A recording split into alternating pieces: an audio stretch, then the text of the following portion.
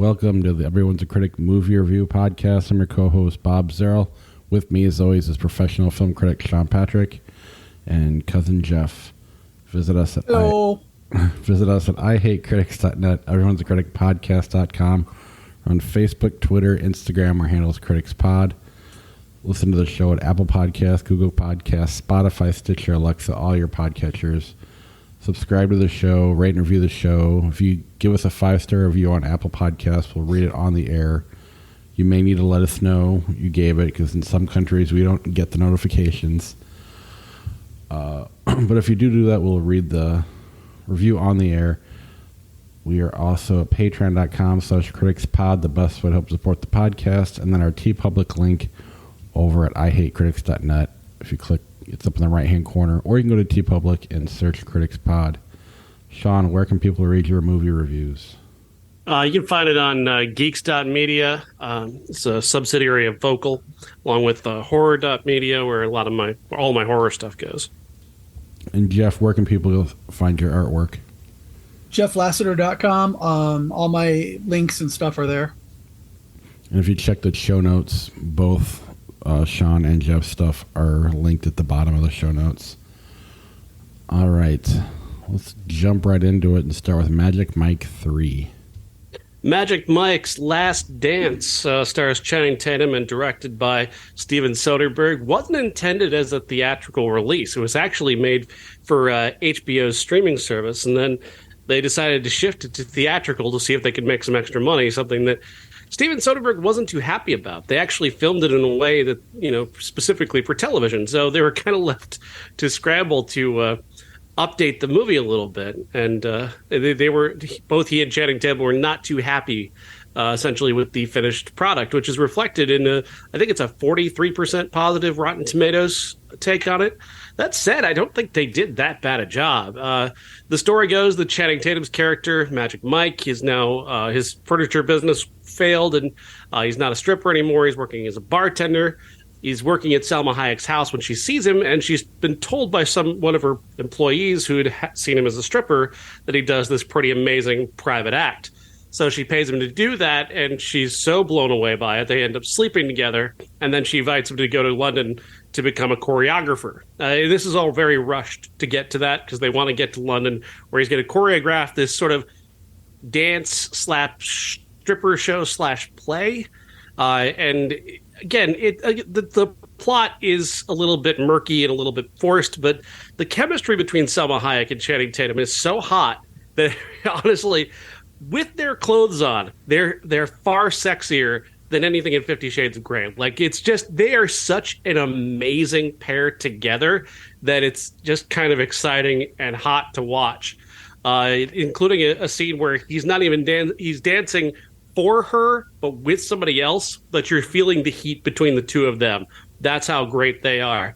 Like I said, the movie is a little bit slapdash, a little bit kind of forced and thrown together in places, but it's really not nearly as bad as a lot of critics are saying. I think a lot of people have really just kind of gone to town on this movie for reasons that are a little bit nebulous, I think. Not that they're wrong. I mean, there are flaws here, but I think if you get past that and just focus on what's really good about this movie, which is Salma Hayek, Channing Tatum, and these incredible dance sequences, this isn't that bad a movie. It's high praise. No, I like it a lot more than other movies. So yeah, part 1 was good, and part 2 was a ton of fun. So I can't imagine it being unwatchable. I did not get to go see it, unfortunately, but I do like the series. Jeff, did you see the other ones? I have seen Magic Mike. I own Magic Mike 2. I did not get to it. This weekend was incredibly busy from the time I left work until the time I went back to work. So, yeah. Let's move on then to Consecration.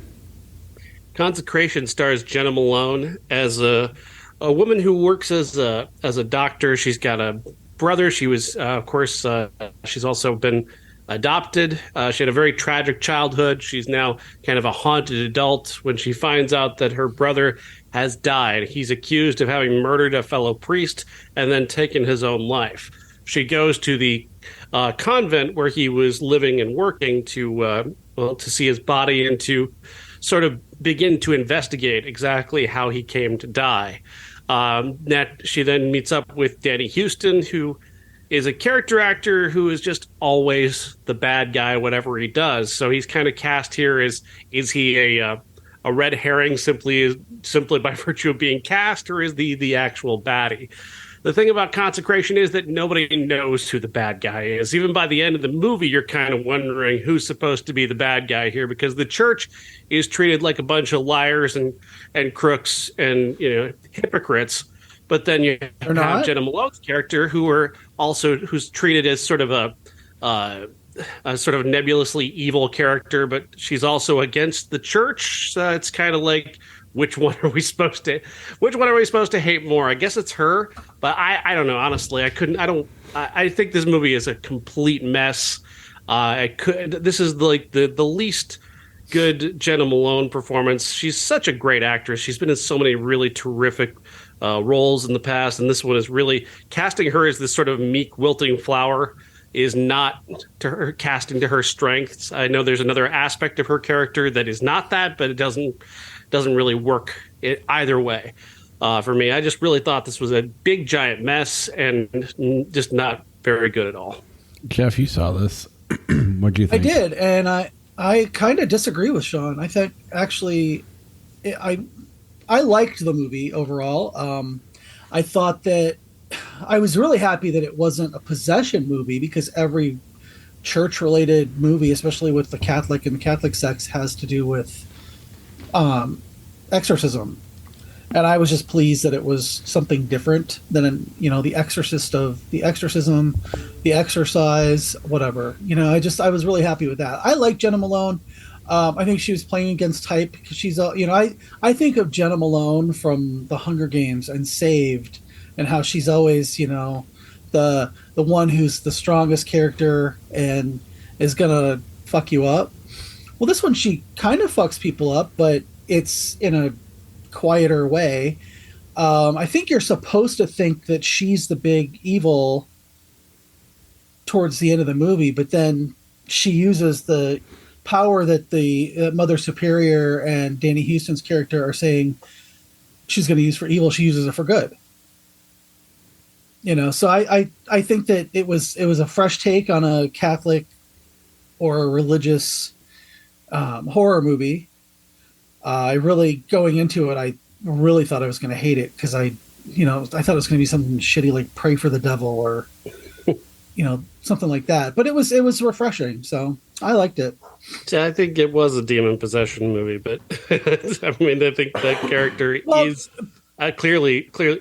They also travel through time somehow, which I wasn't quite following, because the movie really lost me multiple times, where I just couldn't bear paying attention to it anymore. Why that character was moving through time, doing whatever they didn't really matter to me at a certain point, because I just think the film is rather sloppy. Well, okay, so obviously I'm going to spoil it, but the reason they moved her through time is because she was this, what the church was calling her was a demon. Mm-hmm. But I don't think she was necessarily a demon. I think she was just somebody who was blessed with powers. And because of that, they were scared, and they decided that she was this relic that they had to destroy, but they couldn't destroy her, so they locked her away. So that's why she has this extrasensory perception of what's happened throughout time, but she was locked away as a little girl, and then because as she was in that space, they even dropped the line that you're going to stay the same age as long as you're in here. And then Danny Houston says that this casket that held this relic was flushed out into the sea when the cliff crumbled. And so then when she came out of it, she was 10 years old still, but she was washed up on the sea, from the sea onto the beach. And that's where her parents found her and adopted her. and she then started to grow. And that's when they were going when they were going to lock her back in there before she escaped. She said, "You know, you're going to just keep me in here, and I'll never grow old, and I'll just stay the same." You know, that's when she says, "So I stayed the same as long as I was in here." So I don't think necessarily that she was evil. I think that she was against the church, which I took as the bad guy because, well, the church is usually the bad guy.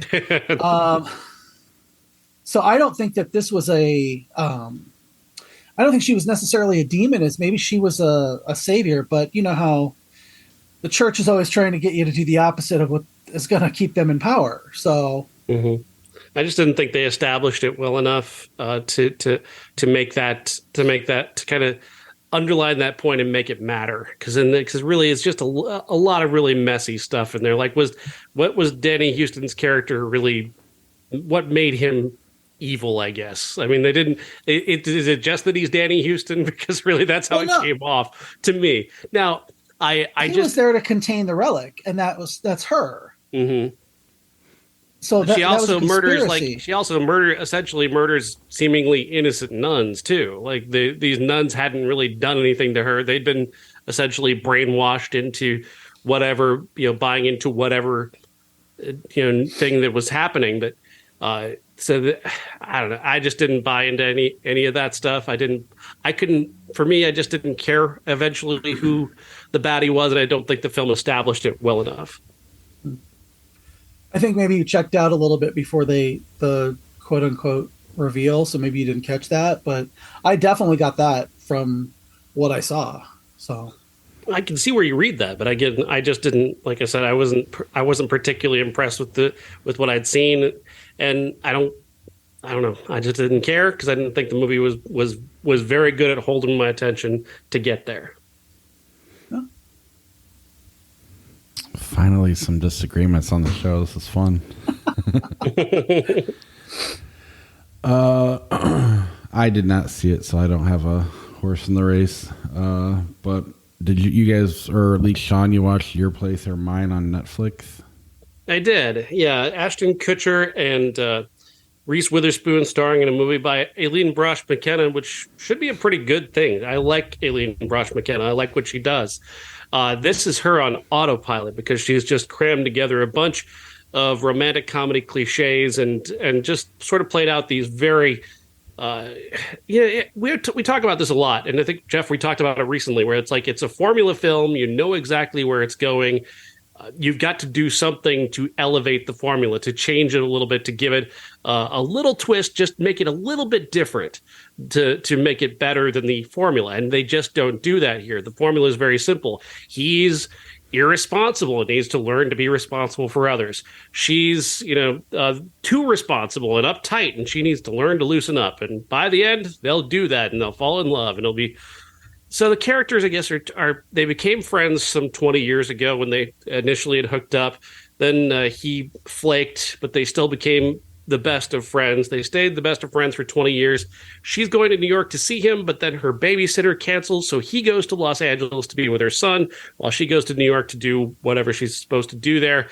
And, of course, they both learn their lessons, and it doesn't really matter. You already know where this is going. So the plot needs to be elevated somehow, and it just isn't. The only thing that's any good about this is an actress by the name of Zoe Chow, who plays a character that was hooking up with Ashton Kutcher's character before. She gets all the funny lines. She gets the only really organic growth in the movie that isn't forced by the plot. And she's very funny. But the rest of the movie is just too simple, too straightforward. It's just so... every romantic comedy you've ever seen, and because of that, it's just too mediocre to remember. It's honestly just slipping away from my mind as I speak. It's certainly not as bad as You People. Like, that movie is going to be Netflix's black mark for a while, but this is certainly, again, another failure for Netflix for me. Yeah, I think you watched the wrong romantic comedy this weekend. Why was that one good? Somebody I used to know on Amazon. I'm not going to talk about it the way Sean did the other one, but I did watch that with Alison Brie, directed by Dave Franco, and I don't know if "good's" the right word, but it's definitely decent. I I think it gets away from the formula a little bit. It's Alison Brie plays a TV writer who has a show that just got canceled, and she's going back to her hometown. She runs into her former boyfriend, wants to hook up with him. Turns out he's getting married, and it turns into the typical movie where she's trying to steal him back and she's trying to get married. But it doesn't go as far as I know. I haven't seen a lot of these movies, so in my opinion, it doesn't go the cliche route. But it's watchable. Alison Brie is always pretty fun to watch.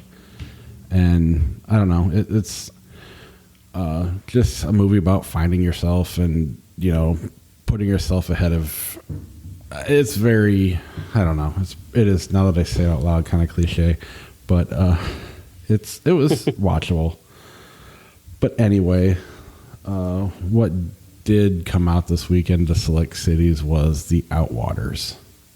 Yes, the Outwaters, directed by Robbie Banfitch, is a found footage grindhouse horror film that takes elements of like some of the goriest, most gross and disgusting movies you've ever seen and combines them with a sort of Blair Witch aesthetic. Essentially, 4 people go out into the desert to film some stuff for a music video, and something crazy begins to happen. What that crazy thing is difficult to say, but it's so effective in the aspect of just how they film it. The use of sound design, the use of camera effects are very strong, and the movie really kind of takes your breath away at times with just how bold and weird and dangerous it is, until it reaches an ending and a final 10 minutes that is some very shocking sort of like cannibal Holocaust levels of memorable gore.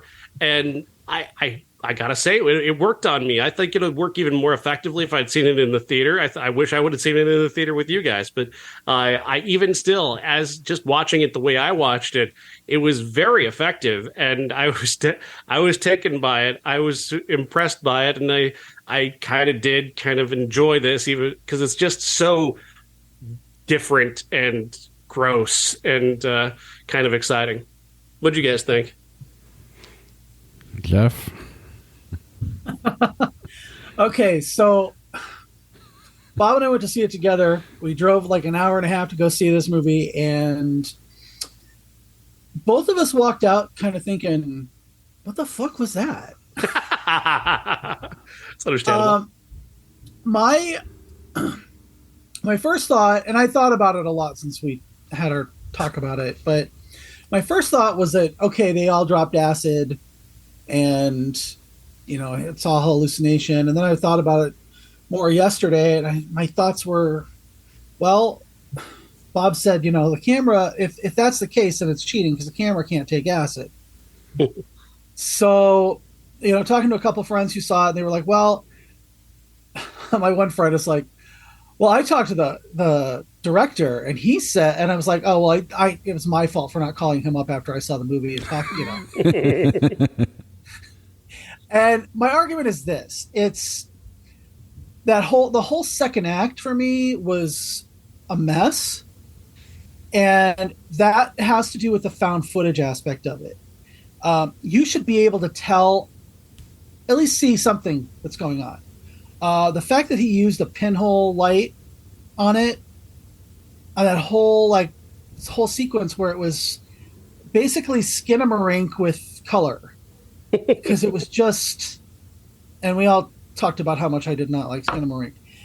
It was just trippy and discombobulating, but not always in a good way. I thought that once you could tell what was going on a little more, I was more invested. As far as like a descent into hell, I want to see that a little more. I want to see, what's going on around you, because how else are you going to tell where you're at or what you're doing? That was my biggest problem with it. And I'm not sure if it was just the sound design was what kind of pissed me off a little bit, because it was so loud and it was so all over the places. And I don't think it helped that the theater we saw it in Cedar Rapids, I think their sound, it was all in the front, and it was really loud, and then you couldn't understand half of it. So I don't know if that was if it had better sound system, the sound design might not have seemed so egregious. I do think, though, I would like to see what he could do with a not found footage movie, Right. because I think he's got some good ideas, but I would like to see him do a narrative movie that's not just surrealism. Yeah, it felt like during the second act, maybe 15 minutes into it, that there was kind of a collective, like everybody in the theater kind of left the movie a little bit. We're just kind of like, all right, let's get to it. At the same time, it did make me uncomfortable. I needed to stand up when it was over because I was sore and kind of discombobulated. Which, great, and that's effective that he did it, but it almost felt too gimmicky to me. Like it was, obviously it wasn't a studio being like, let's do this and try to make money, but it definitely seemed like an artist going, well, let's take the Blair Witch concept and trick everybody into thinking it's this, but let's make this kind of a movie instead. I'm trying to speak without giving too many spoilers away. Jeff and I weren't far apart on what we thought happened when we left the theater. I thought one of them kind of had a head injury from the earthquakes, and he mentioned the acid thing. And, I still think that's what he was going for, kind of something in that vein versus a descent into hell or whatever else, it could have been. And I feel pretty confident that's what he's going. I'm curious what the director said. We could do a spoiler part here in a little bit if you want to share that. But, I don't know. I liked it, but my hopes were so high for it. It's hard for me to be blown away, and it just almost felt a little too gimmicky to the point where the shocking shit at the end, the first big shock, or maybe the second big shocking thing, was almost eye rolling versus shocking to me. The last thing would have been a great visual if that was kind of the only thing you saw. But yeah, I don't know. We've seen the other thing a lot, and I don't know. We probably should get into spoilers here eventually. If you haven't seen the Outwaters, I suggest you stop listening to the podcast now. We probably it's hard to talk about without going to spoilers, right? I mean, unless you guys want to leave it open ended. Yeah, no, I would like to talk about it because All right. I think that because what my idea for the very end involves the spoilers. All right, then from this point, or do you have more to say, Sean? No, go ahead. I was going to say from this point forward, if you haven't seen the Outwaters, I highly recommend watching that before continuing on with this podcast. What we talk about later on. Go ahead. I'm not saying I love the movie. I'm saying that I found it impressive because I was watching it on headphones and with the benefit of a little bit more background. So I got a pretty good experience of it. Not necessarily a greatly different experience, but just a slightly different experience that probably affected how much I enjoyed it. For me, the final moments were very effective because of I liked the design on the heads on spikes. Mm-hmm. I liked the shock of the guts hanging out while he's walking over the desert. I liked the blood on the desert floor. I thought that was great. And there's an element here too that kind of gets explained early on where they were actually filming what they were filming on a former or what was actually an active bomb testing site. So it wasn't actually earthquakes, it was actually bomb tests.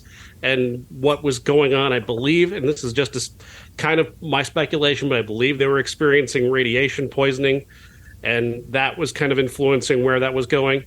The found footage aspect doesn't hold up. It doesn't hold up at all because there's the monster aspect and who's behind the murders is not. There's a scene where like the main character Robbie thinks he sees himself and his friends in the distance. Obviously, if this is a found footage movie, you're not going to find that on found footage. So that aspect doesn't hold up.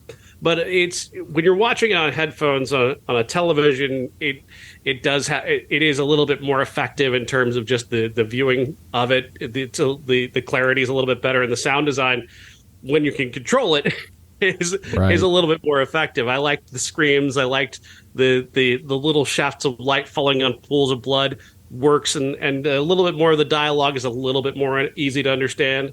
So in that way, I did find it effective, and I think this director is quite talented in terms of practical effects. Because again, those scenes at the end, I thought in terms of practicality were pretty impressive, considering the movie cost like a dime to make. Right. What for me, the dick part was almost an audible like, oh Jesus, not again, when it just falls and hits the ground. That almost took away from the guts, It was still effective, but then even with that, he walks away and poses for the camera, then comes back. Jeff had said something. You can correct me. Yeah, go ahead and say it. Instead of cutting his dick off, first of all, I would have loved to have seen him like the heads on the sticks. He had put them there as a shrine. I'm assuming he did. He'd put them there as a shrine, and I think it should have been kind of an altar. And instead of cutting his dick off, what I wanted him to do is walk to those, turn and face the camera, and then slice open his stomach and then let his guts fall out and just kind of stand there like he's being crucified by himself, like Buffalo Bill, that dramatic arms outstretched crucifixion pose, and then the guts just falling out and cut to black. Yeah, for me, it was, how sometimes we say you can see an actor trying to act. This felt like we could see a director direct, and clearly he has talent. What he did did put me at a state of unease here and there, but I just felt like I could see too much of what his tricks were and what he was doing versus enjoying the movie. And I think it's because it was in a found footage format. And like Jeff said, if they're on acid, the camera was on acid too. To Sean's point, if there was radiation poison, the camera had radiation poisoning too. So it was kind of, that definitely prevents me from just absolutely loving this movie. But the guy has a ton of talent, and he did do some pretty cool, trippy visual things. And I'm curious to see what he does next. Yeah, he's very talented. The more I thought about it, I was like, okay, he's gotten us to this point where everybody kind of interprets it differently. And he has said, apparently, to my friend, that it was his character was kind of descending into hell. And that's why he sees his mother, and the time travel part of it where he sees them walking is him watching himself on camera. That being said, I couldn't have picked up on that, because that's just not something that I think on a found footage, I don't think it makes any sense. Yeah. Yeah, they should have done something to mitigate the found footage aspect. It's really only the opening scene where he's doing, where they show you like, this is the footage that we found, and these are the people involved. It's totally really not necessary. Just put them out there, and kind of have one camera that's not the camera that they're using, but occasionally cut to the camera that they're using, sort of visually, and then have one camera that's sort of a eye of God version of what's happening. And that might have I think that might have given the film at least an out in terms of trying to explain the found footage thing. But it's more expensive to do that. Yeah. One thing that would have been kind of cool is to have one of the characters survive, and he's got, he was going to mount their heads on sticks, but somebody got away and watched all of this and is telling investigators where to find the footage, and then telling them what they saw, whether it was his brother or one of the women. And, he has to kill himself at the end because he's created this altar where three heads go. So he has to, it has to be three people or something. I don't know. Just something to kind of give you an out from the found footage part. Yeah, and I don't necessarily believe in hell. However, I'm pretty sure you start your descent after you die, so that even the order of operation doesn't make sense to me. And it's a Jacob's Ladder scenario. They died right when they got to the desert, and the rest is just and the camera just caught Jacob's it. Ladder. Yeah, I mean, again, there were some really cool visuals. I loved when the camera was upside down. I thought that was neat. It made no sense, but it was still cool to see. Mm-hmm. I mean, lots of good things about it, but the buzz that it's getting, I don't think is warranted. No, Sean, I apologize for this. I looked at Bob when we were driving back from Cedar Rapids, and I said, "Sean's going to suck this movie's dick, isn't he?" Did I? Nope. No, you didn't. You didn't. Okay. I was wrong. I'm happy to admit that I was wrong. However, when I got home, I read your review and I was like, "Oh, thank God," because I didn't want to have to argue about this movie with you. But the amount of people on Twitter who I really, really think that a lot of people on film Twitter, if they don't understand something, they just say it's great and it's the second coming, Skinamarink. Yeah. So they don't sound stupid. And I guess I have a low bullshit meter because I was like, come on. It's a good movie overall, but it's not the second coming of Martin Scorsese. You know, it's like, or whatever, pick a movie. It's not the second coming. It's a good movie. It asks some interesting questions, has some really nice, cool visuals, but I think it suffers from not being able to see anything. And it has that same thing that I hated about Skinamarink, where it's just sound and abstract visuals for a good portion of it. Mm-hmm. So to the point where, like I was saying earlier, the collective theater seemed to come out, and maybe that vibe is what's affecting. I mean, definitely that vibe is what's affecting me. But you could just kind of feel everybody in the theater just kind of leave the movie for like 10 minutes before they got back into it. Well, I had to look away a lot because the just bouncing up and down of the camera and that one pinhole light that really it really bugged me. But that one pinhole light and how it was going all over, I had to look away a couple times, and I could see people in the theater doing the same thing. So is it effective? Yeah, but is that the effect you want to go for where everybody has to stop watching? Right. And anytime Jeff Rye moved, our seats would start to decline. So it was kind of an uncomfortable theater in general. Yeah, I don't think I'll go back to the Marcus theaters unless it's something that I have to go see there. Yeah, and that's the only place that has it. But yeah, I definitely don't recommend that place. I said luxury.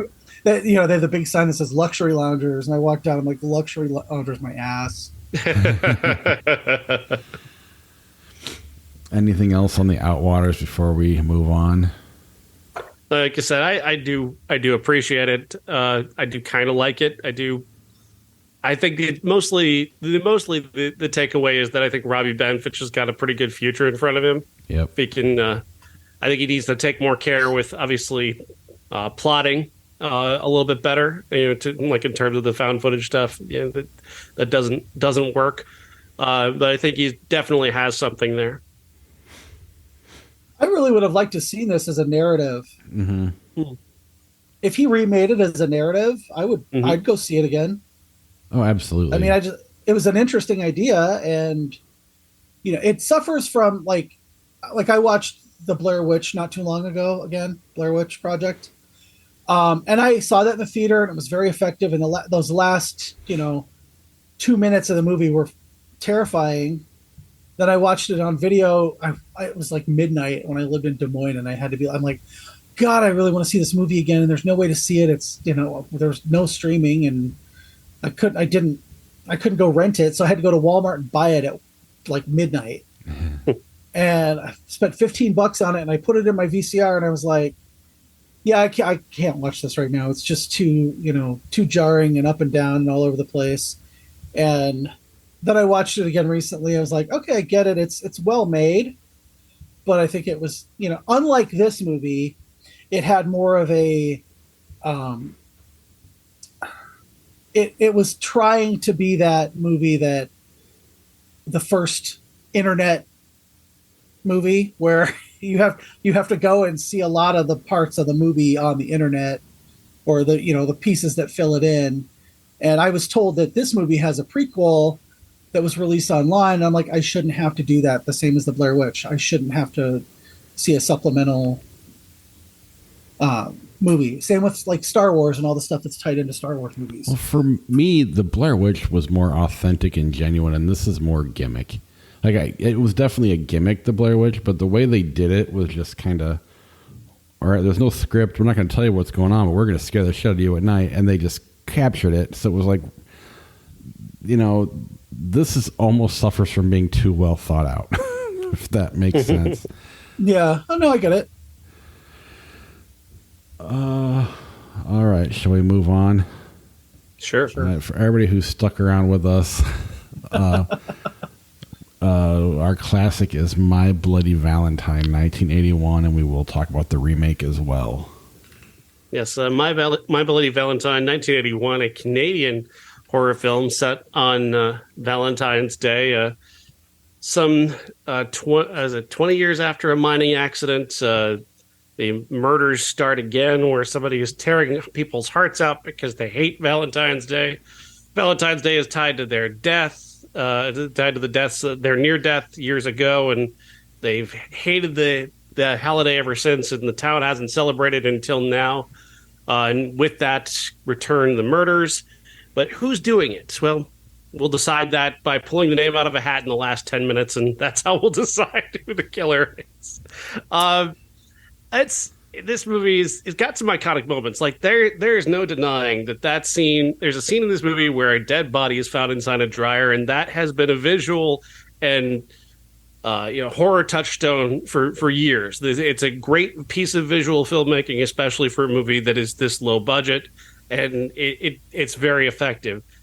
For me, it's probably the only effective thing in the movie. The rest of it is just sort of, it's all right. Like, there's a couple of effective chase scenes. I think the mine chase scene at the end is pretty good.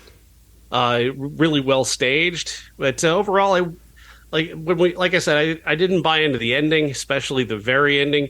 Like, it just kind of seemed a little bit silly to me.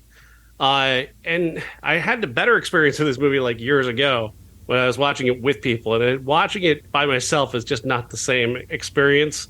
And so it just didn't land nearly as well for me this time. Jeff, or do you want me to go?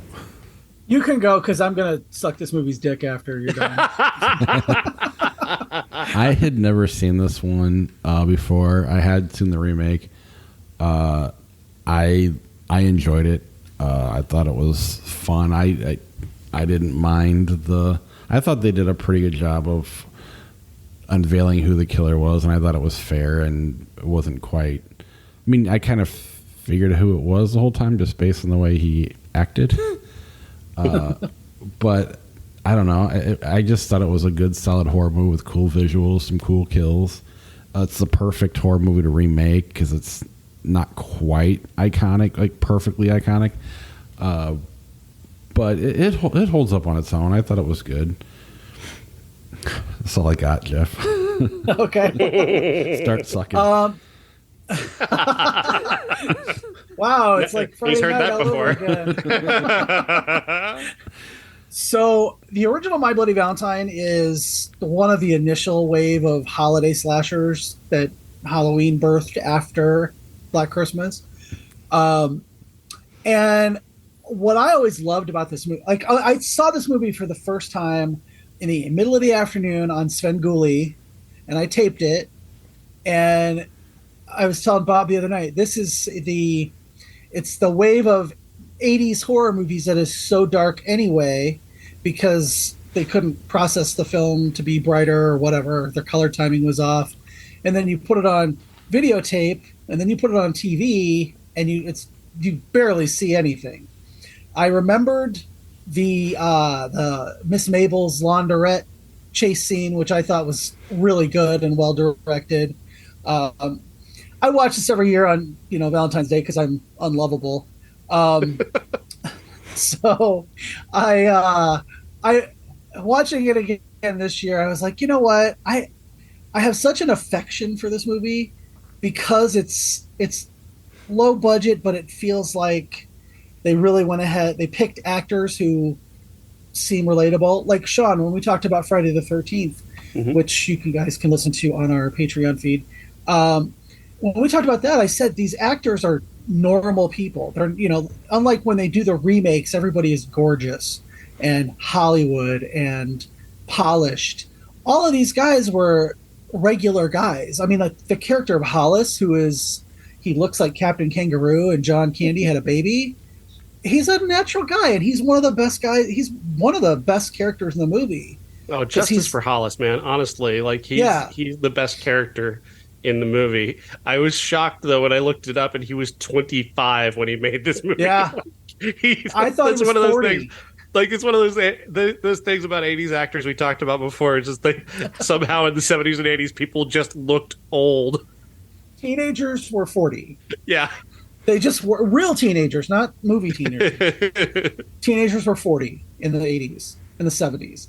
How everybody I thought every character, with the exception of Mike, I think that's his name, the redhead, whose girlfriend gets impaled on the shower head. I thought every one of them was a really naturalistic actor. They all felt like a group of friends. And, especially Hollis and his girlfriend, and they actually felt like a couple. I got the love triangle. I understood it, although I thought Lori Hallier was a little overwrought sometimes. Mm-hmm. But she did seem like somebody who was torn between two lovers, feeling like a fool. The kills were really good. The supporting characters didn't chew up the scenery, with the exception of the bartender, who's "you're all doomed." He was the crazy Ralph of this movie. And in the extended cut, which is not streaming, but I think you can still buy the Blu-ray. I have a couple copies of it. That sequence where he's setting up the fake Harry Warden, it goes on forever, and it's like he does it 2 more times, and then he's like, that's like one of my favorite parts, to the point where I was watching it with somebody a few years ago, and for 2 days later we kept looking at each other going, but in the extended version, you see in the regular version you see the ice pick come up, but in the extended version it comes out his eyeball, and his eyeball is just hanging on the end of there. And it's actually the gore in this was pretty good, especially for the time. People, Halloween suffered in my eyes because it didn't have enough. Friday the 13th was right there. And then My Bloody Valentine, if they had kept some of the kills in, like Mabel, you see her tumbling inside. She doesn't fall out. She's tumbling. Her body is tumbling. I just thought it's well thought out. The reason that the Valentine's Day was always such a big deal was because the town is called Valentine Bluffs, and that was their big thing every year. And then, I thought how it was it was unlike Prom Night, which tried to do the same thing. It was more effective on, is it Harry Warden or is it somebody else? And it takes almost all the whole movie to find out that Harry Warden died, and it couldn't be him. But then who is it? And then you see the reveal, and it makes sense. So, oh boy, my jaw's getting a little tired. Well, part of what too I liked about it was just having never seen it, and you mentioned it in the same breath as Halloween and Friday the 13th. I think what it lacks pop culture wise is an iconic killer that you can make several sequels and just keep bringing them back with no storyline.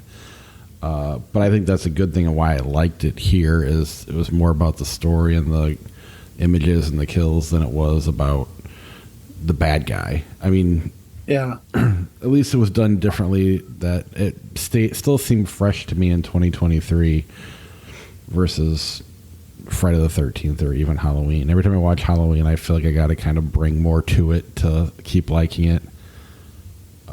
Especially with Sean hating it so much. Halloween, yeah. Yeah. I think Friday the 13th is far better. Like Jeff really improved my opinion of that movie to a great deal. And little boys growing up so fast. I did enjoy Friday the 13th, but also I think this again suffered for not being as good an experience as I had when I saw this movie initially, because I saw it with people. Just this time, I was more focused on some of the the little tiny flaws that just didn't ring true with me, and the sort of reveal of the killer at the end just didn't. It just felt like kind of random to me. As much as they were foreshadowing it and they seemed to foreshadow it here and there, I thought it just felt a little random. And then that last bit where he's just cackling in the mine shaft, I don't know. Sarah, be my bloody Valentine. Yeah, that didn't do anything. Would you have rather it had been somebody else? Would you rather it was TJ or? I would have preferred that they didn't go like at the very end. He has a flashback and suddenly that explains why he did it. Well, I mean, like Friday the 13th, that Mrs. Garrett. Oh my God, Mrs. Voorhees. Wouldn't that have been funny? Charlotte Ray as Mrs. Voorhees. Girls, you killed my boy. Yeah, but she's having a flashback. Mm-hmm. But she was never on screen until she showed up. So, is that any more or is My Bloody Valentine? Is that any more egregious than that, or? I think just they did a better job in Friday the 13th of sort of setting up the characters who were being killed and essentially why it seemed they were being killed. I just bought into that a little bit more, and I bought into her performance especially. I think she's far more interesting. She's a far more interesting villain, for sure. Yeah. Oh yeah. Yeah. I mean, to me it could have been Harry Warden. They could have he could have just escaped, and. They didn't have any idea. And then, Axel could have been a hero. Because he isn't a hero throughout the movie. You want TJ to prevail, and Axel's always kind of the asshole and the one who starts the fights. But that's also another problem I had, is that I didn't find TJ particularly appealing. Yeah. But if Axel had been the hero at the end, you would have said, "Oh, okay, well she could end up with him too." And it would have seemed, more. But yeah, I mean, I get what you're saying, and they both kind of sucked, and they were kind of both kind of assholes. So I didn't, yeah. What about the remake? The remake, 2009, was it, Jeff? Yeah, in 3D. It's a far better experience 2009 than it is today. This is not one that holds up well for me at all. This time watching it without the benefit of 3D and the movie theater, I found it just to be incredibly sloppy and kind of generic, honestly. This, of course, Jensen Ackles from Supernatural, Kerr Smith from Roswell and other things. Again, just two really empty-headed, unlikable leads and a really bland female lead. This exposition dump at the beginning that is just incredibly convoluted and lame. And then a series of kills that are kind of okay, but also like the CGI hasn't aged well on it. It kind of looks kind of silly now, especially on a high-def television without the benefit of having your 3D glasses to hide some of the flaws. This didn't work for me at all. I was really kind of bored by this, not offended in any way, because a lot of people talk about the scene early on where there's a character who is nude and she is murdered in the nude, and people kind of talk about that as an exploitative scene. I actually thought they established that pretty well, that that's just kind of who she is. And that actress, I thought, sold the hell out of the fact that, fuck yeah, she's not even going to bother getting dressed. She's just going to go out there and confront this fucker like that. I thought that was her choice. I think, well, great. And I agree. Yeah, I think she established that as part of her Yeah. character that she would do that, and so I didn't find it exploitative or wrong. I was kind of like, I was rooting for her because I thought she was kind of a badass. So it kind of sucked when she went out so early, but the rest of the characters just kind of underwhelming, especially in comparison to her and her death. It was far more impressive than anything that happens in the rest of the movie for me. I didn't go back and watch it. I remember loving it when I saw it in the theater, though, originally when it came out. But I've only seen it in 3D in the theater. What about you, Jeff? Do you think it still holds up? Or I think overall, but when it comes to horror movies, I'm kind of an easy lay. But it was one of the better remakes in that cycle. It wasn't the cold, moldering trash that the Friday the 13th remake was. Mm-hmm. It wasn't the garbage that the Nightmare on Elm Street remake was. I thought the characters were likable enough, even if they do suffer from the sequel-itis part where everybody's just so fucking pretty. Everybody in this movie looks like they're like Valentine Bluff or whatever it is called in this movie is just, Mount Olympus of pretty people. Mm-hmm. I watching it again, I like the kills in this one, even though the edges do kind of show on the 3D. I can't see 3D, so I can't go to the movie theater and watch it. So for me, watching in the theater was no different than watching it at home. Mm-hmm. I thought that everybody was fairly likable, with the exception of Kevin Teague's character. He just kind of always seemed like an asshole. When I saw it in the theater, the reveal that they gave you was like, oh, okay, that's fairly clever. That's why, because in the original, TJ disappeared for a long time and nobody knew where he was, and they kind of play into that with this one for a whole other reason. And I thought that was a good way to go, and it kind of brought in a little bit of extra depth to a character that doesn't have a lot of depth. I did like the lady who owned the hotel or the motel. She was funny. And I loved her kill. I mean, like getting her under a or a box spring holder thing, bed frame.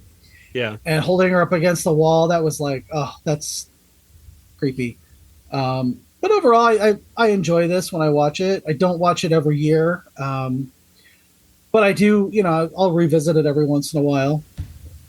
So I don't think it's miserable, but I think Kerr Smith is not his character, especially the Axel in this movie, is he's a detestable character. He doesn't have any fun in this movie at all. He's not particularly interesting or charismatic, and really drags the movie. And then Jensen Ackles, to me, is just a blank slate. He's just an incredibly boring actor who he's given a lot of meat to chew on, and he doesn't really do much. He really doesn't do much with it. I also think that the setup is far better in the original. I like the idea of like they're afraid to have Valentine's Day in case Harry Warden comes back. Like I thought that was far more interesting. It's like he's like the Grinch in that movie. Like he hates Christmas so much he's going to come down and kill the Who's. Like that's far more interesting to me than what they do here, which is just, I don't know. It seemed very convoluted to get where they wanted to go, and that didn't work to me. There's an aspect there about how the cops conspired to kill Harry Warden, execution style, and that's supposed to be some kind of scandal. Like, I mean, he murdered a lot of people. That wouldn't be very scandalous, them killing him. They'd probably want to parade his corpse through town, considering what he did to the hospital. So, I mean, I didn't buy into that aspect at all in terms of a plot driver. And yeah, just a lot of those little niggling things to me just make this movie not hold up very well. I just thought of something with Jensen Ackles. So he used to be on Days of Our Lives, and he played the stepson of Drake Hodgson's character, who his acting consists of and making all these faces and talking like this. And that's exactly what Jensen Ackles does as an actor. So he must have learned at his feet. Because I noticed that this time. I was like, he really does that John Black look where he's, arching an eyebrow and The Rock before The Rock. But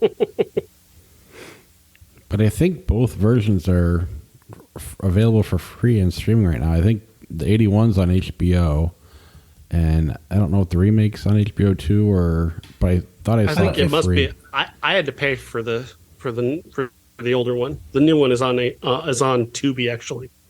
It's on Prime too for free. Nice. I own them both streaming, so. Anyway, if you feel like watching that tomorrow on Valentine's Day or whenever you're listening to this podcast, it's Well, you can also watch Valentine, which we'll talk about next year on Valentine's Day. Good God, no! Please no. That movie is high camp.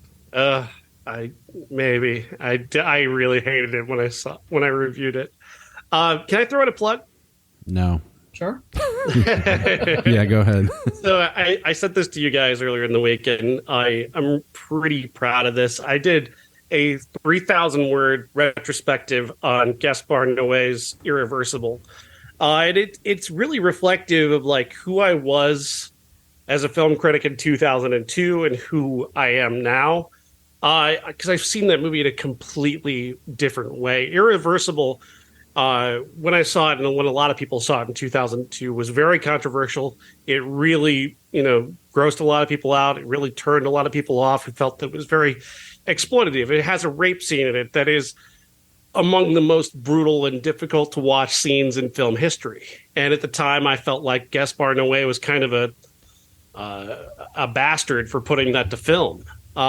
Watching it 20 years later, I watched it both in the original, cut, which is told backwards from the ending to the beginning, and then this new straight cut, which is from the regular straightforward beginning to end chronology. And what I found was that this is a movie of incredible depth. These characters are incredibly well laid out in both versions, and it's an unfolding tragedy either way.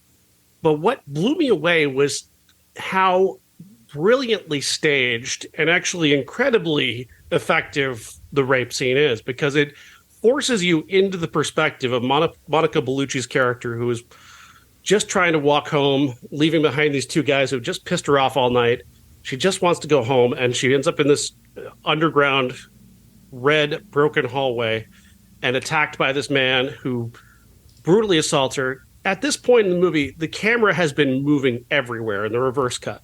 It's just been going everywhere. And suddenly now we're on the ground. We're staring right at her, and we can't move, and she can't move. And Noé points out that a moving camera in this moment takes you out of her perspective and puts you into his perspective. It puts you in the perspective of the rapist. You're looking around, and you're seeing the things that she can't see. You're looking for somebody to come in and rescue her. You're looking around corners. You're seeing things that she can't see. Put in that perspective, in this perspective that he puts it in, with that camera not moving and focused fully on her, it forces you to see her as a human being. And in the end, what Noé is going through her from beginning to end is demonstrating her humanity and the way even the men who love her dehumanize her and take her agency from her and treat her like an object.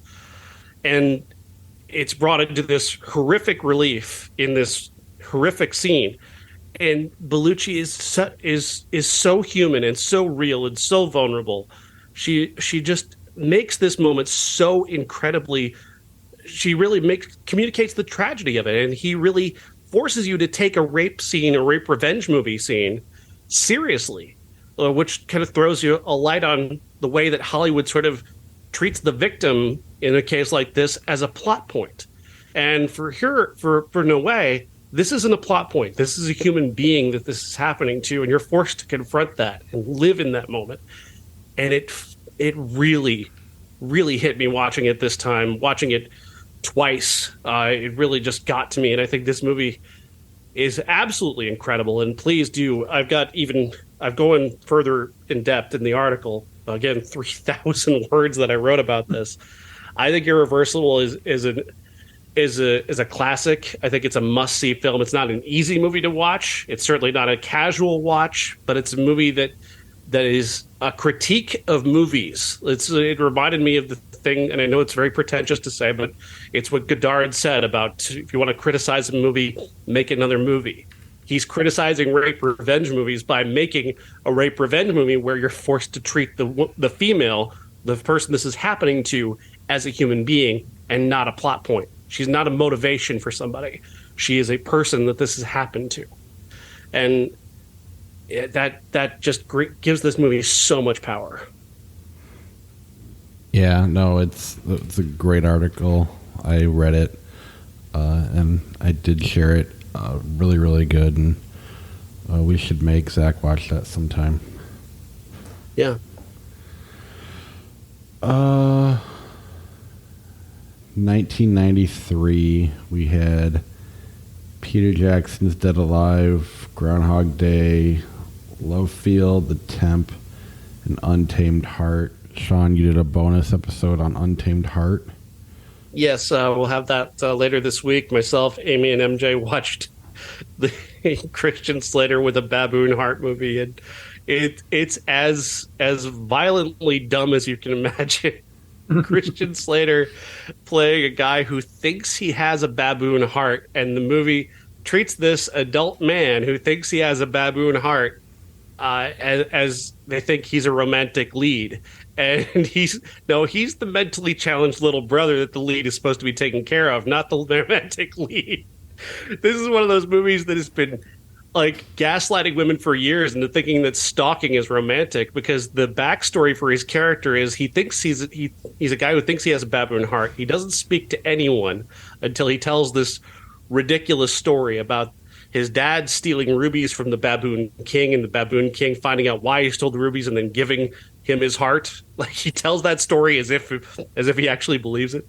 Then he tells her that he's actually been following her home for years because he saves her from a pair of guys who were sexually assaulting her, and then he's been following her home for months. But not just following her home, he's been going into her house and watching her sleep every night, and we're supposed to believe this is romantic. Like, it's so ridiculous that they want this guy to be the romantic lead. No, he's a kind of a touched in the head creep. He's not a romantic lead. And this movie just wants you to believe that this is this great romance, and it's just bizarre to watch the movie try and pull off that trick. It certainly doesn't. Meanwhile, Marissa Tomei is trying to act down to Christian Slater's rather ludicrous performance. His heart is going bad in the movie, because he did as a child have a heart transplant and he needs another one. And he tells her that he doesn't want to get a heart transplant because he's afraid he won't love her if he does, because he has a new heart. And she tries to tell him that doesn't work that way. And he goes, but why does it hurt here so much when you're not around? Oh my God. Just want to... Oh my God, it's so awful and so great. We had a great time talking about it and making fun of it on the show. And, yeah, check it out on Everyone's a Critic 1993. It's a fun conversation. MJ was kind of blown away that this is a real movie. Do you think when this pops up in Christian Slater's Facebook memories, he cringes? I would hope so. It's clearly like he's been in a lot of shitty stuff lately, but this is pretty much the worst performance of his career, and I think it ended sort of the boom period of Christian Slater's career. Yeah. Anything else from '93 you guys want to talk about? Either of you have any opinions on Dead Alive? I've got to watch Dead Alive again. It's been years since I've seen it. What do you think, Jeff? It's been years since I've seen it, but I saw it in the theater, and it's certainly an experience in the theater. Yeah, I got to watch it again. I'm one of the few people who doesn't love Groundhog Day. I find it to be kind of tiresome. I think, but I think part of that is kind of the Bob effect, where it's like so many people have elevated the movie to being something more than it is, that it's made me hate the fans of Groundhog Day more than I actually hate the movie. People who try to treat this movie as if it's the unending genius comedy of all time, I'm just like, fuck you. No, it's not. It's a Bill Murray comedy. it's as good as a Bill Murray comedy, and that's all this is. And so I think part of my slight disdain for it is just the buzz surrounding it, the idea that they're going to elevate it to being so much more than it is. I agree completely. I think it's kind of boring at times too. But. Yeah. I don't buy Murray as this kind of like the romantic period where he's trying to gaslight her into thinking he's a better guy. That goes on too long, and he's not convincing in it at all. And that also just doesn't hold up for me. What do you think, Jeff? I'm gonna reiterate what I said last time when you mentioned it. Why was this released after Groundhog Day? Yeah. But no, what you said about like Bill Murray, his movies for me, I can't watch them over and over and over. I just can't, because a lot of it is the same performance. Like he's doing the same thing here that he's doing in Scrooged, really. So for me, that kind of bothers me a little bit, I guess. Mm-hmm. I didn't see this movie until just a few years ago for the first time, and I was like, oh, this is what everybody calls their favorite movie, or you know what I mean? I was like, that's weird. So I think it flatters people. I think a couple people wrote about it, about the existentialist aspect of it, and it made people who like it feel smart, and so they just sort of elevated it to far more than it is. Yeah, and it's one of those movies like Back to the Future, where it's a funny movie, and it's it's a good movie, but it's not this, like it's not high art. Yeah, and not groundbreaking by any means. And I'm tired of the memes from both of those movies because everybody just like photoshops in a different date and they say this is the date that Marty McFly went, or what if Groundhog Day they released a sequel and it was just the same movie again. Ha ha ha. Shut up. The same people fall for it every year too. That's kind of fun too. All right, next week we've got Marlowe, Ant-Man on Apple TV, the Sharper. Our classic is The Big Sleep. In 1993, there's not a whole lot. Queen Mac Hostages, and it says The Crying Game. Is that like a re-release, or did that? This was the Oscar run, I believe. That's what I thought. I'd like the wide release of it. I think they re-released it ahead of the Academy Awards, and that's so that's why we're going to be covering The Crying Game in the next episode, because MJ must see this, I think, just to start understanding a little bit more of the references that come from it, because it gets referenced a lot later on after it comes out. So we're going to watch that for the next 1993 episode. Awesome. All right, let's share the screen and play Flick Chart until we're bored. Iron Man 2 or Volcano?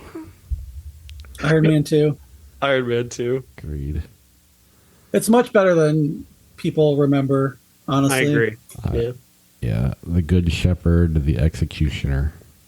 Not seen The Executioner. The Good Shepherd, The Road to El Dorado. As disappointing as The Good Shepherd kind of is, I'll go with that over The Road to El Dorado. Sure. Okay. Yeah.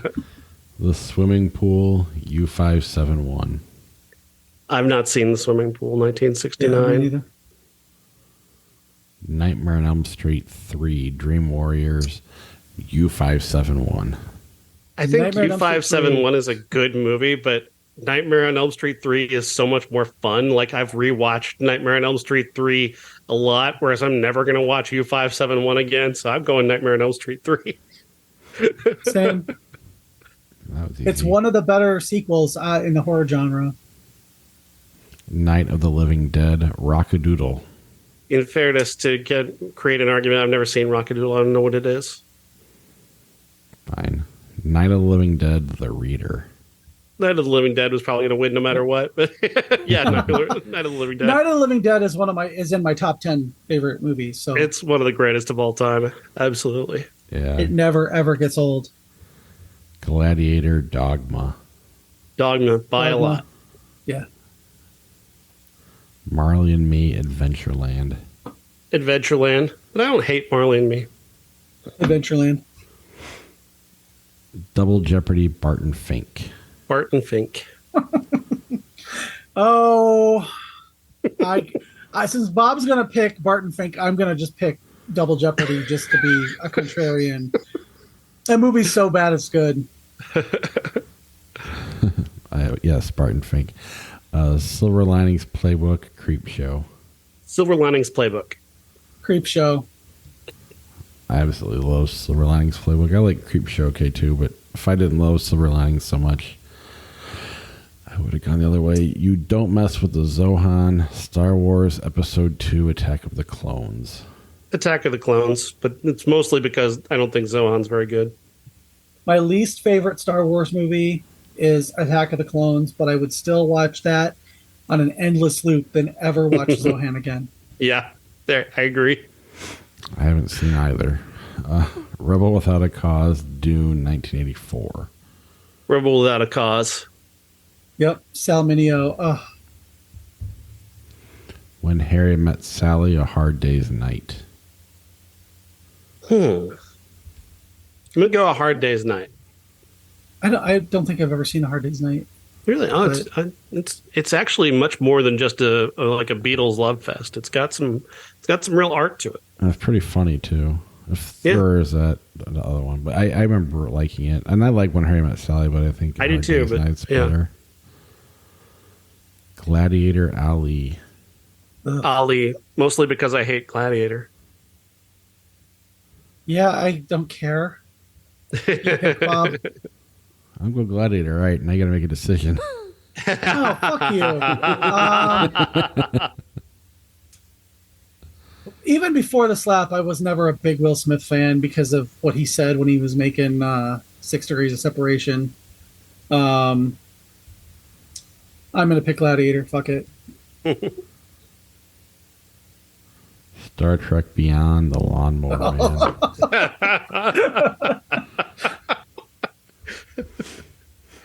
I'll go with the How Did This Get Made episode on The Lawnmower Man. That movie was so horrible. Have you guys ever read the short story that it's based on?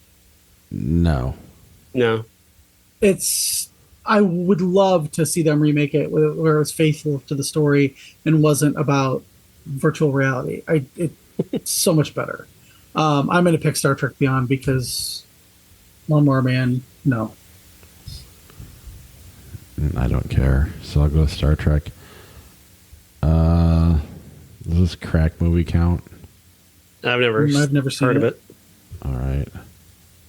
The Fifth Element, Wes Craven's New Nightmare. Oh, that's tough. That is very tough because I love New Nightmare, but I gotta go Fifth Element. That's that's a favorite.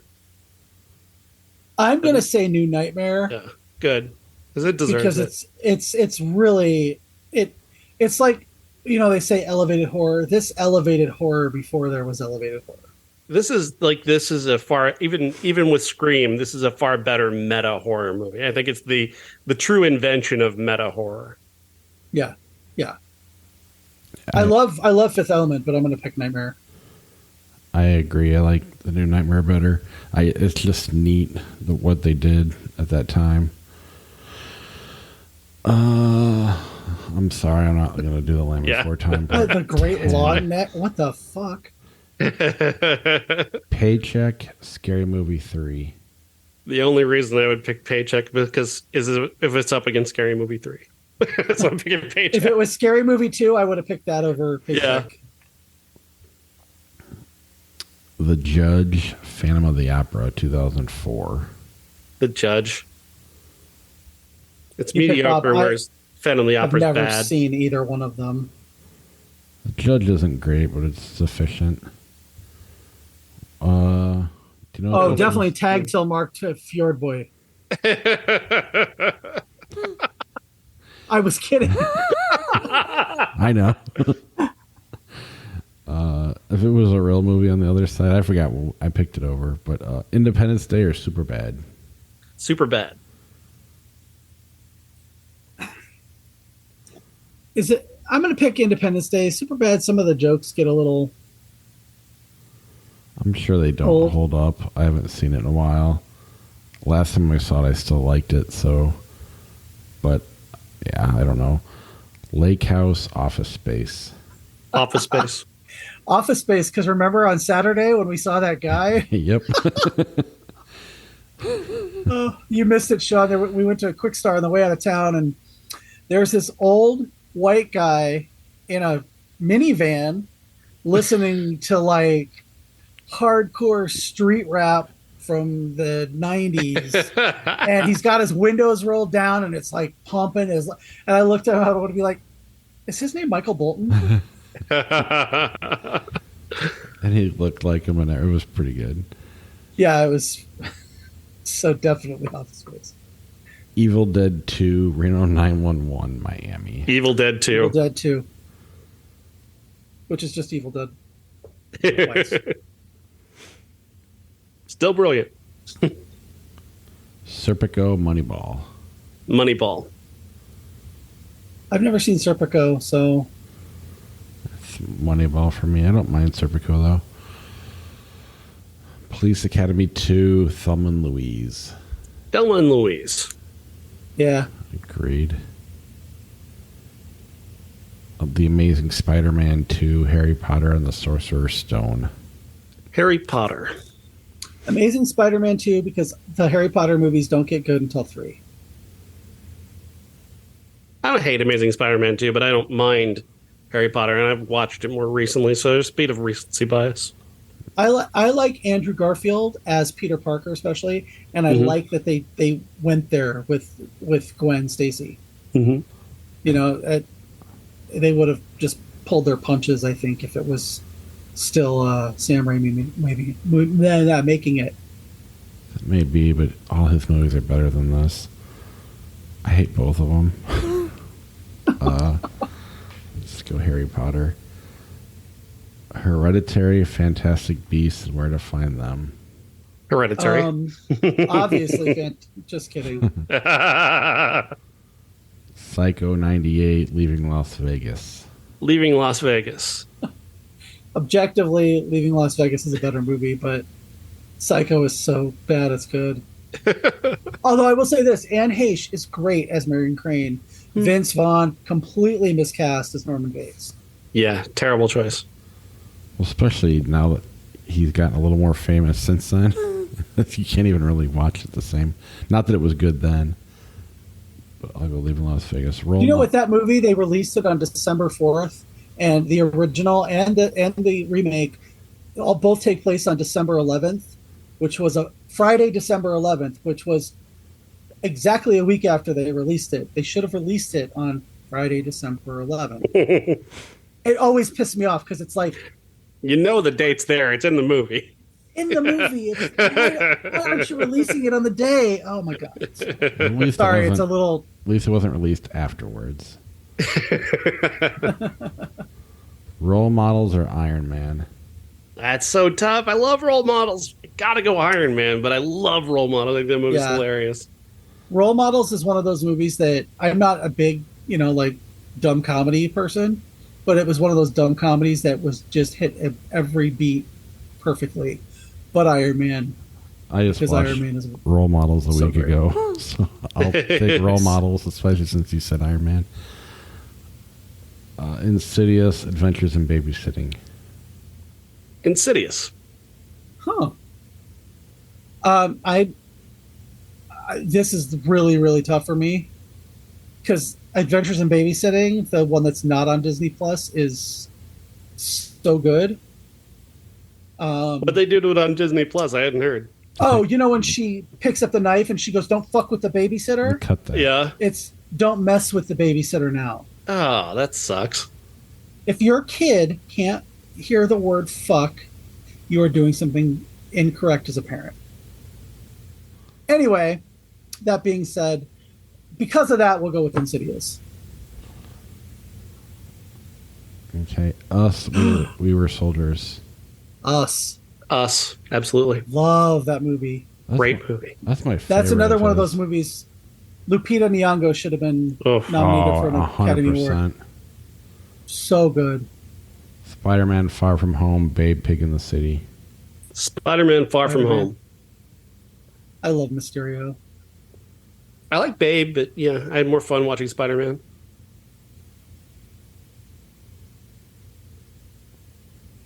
Wag the Dog, Hunger Games, Mockingjay Part 1. Hunger Games, Mockingjay Part 1. Oh, because it doesn't have Dustin Hoffman in it? Exactly. Plus, I do have an affinity for all of the Hunger Games movies. Yeah, I do too. Is that what you're taking, Jeff? I haven't. I watched that 2 or 3 times where I've only seen Wag the Dog once in theaters, so. I think all the Hunger Game movies do a great job of like just kind of secretly being socialists. They do a great job of just seeking a deeply socialist message into a big blockbuster movie, kind of maybe better than anybody's done it before. And they are the rare movies that are as good, if not better, than the books. So, Child's Play, the game. Child's Play. Sorry, Sean, but I don't care about the game. I just don't like Child's Play. I think the game is easily maybe Fincher's least movie. Even Benjamin Button, but yeah. Child's Play. I'm actually going to see Dinah Manoff at Golden Con again this year, and I'm going to have her sign my Child's Play Blu-ray. I really don't like the game.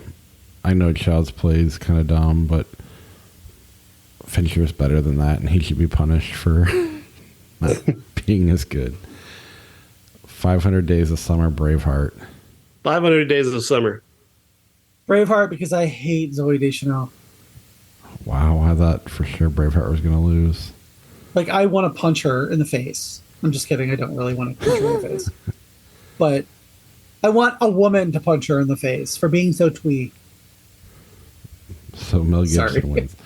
Braveheart, I take that one as well. All About Eve, Ice Age 2, The Meltdown. Gosh, I don't know what to pick. All About Eve. Yeah, definitely. Oops. One of the best movies ever made. Yeah. Definitely my top 25, probably. The Terminator, Peter Pan, 2003. Terminator. The Descent, Heathers. The Descent, Ooh. though I love Heathers, but The Descent is an awesome movie. Watching it again recently, still holds up. I saw it in the theater and I haven't watched it since. I didn't really connect with it the first time I saw it. Heathers was my freshman year, first quarter of college. We just walked around one of my friends goes, "What, did you have a brain tumor for breakfast?" And my friend Melissa had a brain tumor. But she was just like, no, I've had 2, but they weren't for breakfast. So that movie, that's like an all-time classic for me. It's The Descent for me. Sorry, but I had to defend Heathers because no, you're not. There's nothing to defend it against. It's a great movie. I like Heathers.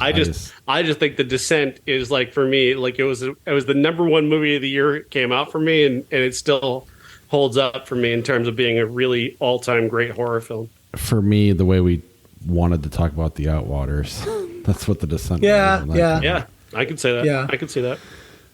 All right. You guys want to wrap it up? Let's do this one. All right. Okay. War for the Planet of the Apes or House of Wax remake 2005. War of the Planet of the Apes. So I'm going to say War for the Planet of the Apes, but House of Wax is fun. It's just an absolutely dumb remake, but it's a lot more fun than it has any reason to be. And you get to see Paris Hilton get killed. The end. All right, everybody. Thanks for listening. We'll see you next week. All right. Bye-bye. See you guys. Good day. Bye.